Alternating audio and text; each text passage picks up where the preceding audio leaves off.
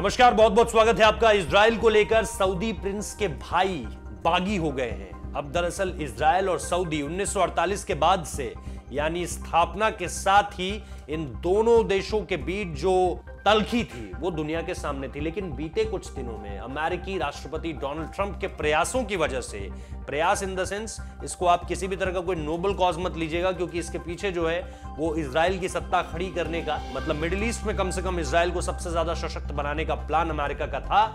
उसके लिए ट्रंप ये भी सोच रहे थे कि वो जीत जाएंगे, दोबारा अमेरिका के राष्ट्रपति बनेंगे। वो सारी चीजें होती हुई नहीं दिखी, क्योंकि जो चुनावी नतीजे आए उसमें जो बाइडेन को पूरी तरह से जीत मिलती हुई नजर आई और इसके बाद यह साफ हो गया कि डोनाल्ड ट्रंप अब जाएंगे। लेकिन कहानी पर वापस लौटते हैं। दरअसल सऊदी और इजराइल के बीच हाल के दिनों में रिश्ते बहुत अच्छे हुए थे। व्हाइट हाउस में दोनों के सर्वोच्च नेताओं ने तस्वीर भी खिंचाई जिसमें डोनाल्ड ट्रंप भी थे और सूडान के राष्ट्राध्यक्ष भी थे, क्योंकि अब इन लगातार, और इसके साथ साथ बहरीन भी था, तो ये सारी की सारी चीजें जो है सामने निकल कर आई और ऐसा लगा जैसे अमेरिका गल्फ देशों में जितने भी ऐसे देश हैं जिनके बीच आपस में टसल चल रहा है और ये लंबा टसल है और ये कहीं ना कहीं टर्की या फिर ईरान को मदद देगा, तो अमेरिका ने ये सोचा कि मदद जो है वो अपने एलाय इजराइल की जाए। अब इजराइल और सऊदी के बीच रिश्ते जो हैं वो शानदार तरीके से आगे बढ़ ही रहे थे, तेजी से आगे बढ़ रहे थे।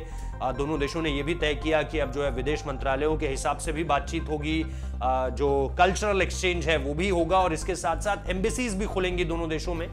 लेकिन अब जो है बागी तेवर सऊदी प्रिंस के भाई के बता रहे हैं कि एक बार फिर रिश्तों में खटास आ सकती है, क्योंकि चीजें हर तरह से सही होती हुई आगे नहीं बढ़ रही हैं। और ऐसे में ये भी कहा गया है कि सऊदी ने इसे जो है मान्यता तो दी है, लेकिन हाल के दिनों में दोनों देशों के बीच जो रिश्ते तेजी से आगे बढ़ रहे थे उसमें सऊदी के प्रिंस ने एक बार फिर से जो है वो कड़वाहट पैदा कर दी है।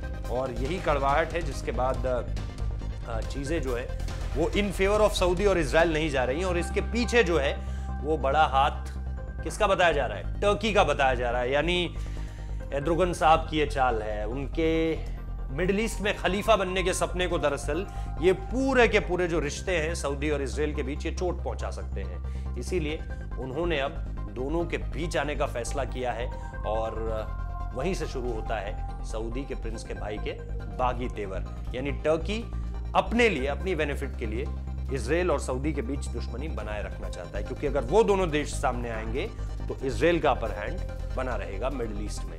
बहुत बहुत शुक्रिया इस वीडियो को देखने के लिए। आगे इस पर और भी कोई डेवलपमेंट आएगा तो आपको जरूर बताएंगे। बहुत बहुत शुक्रिया।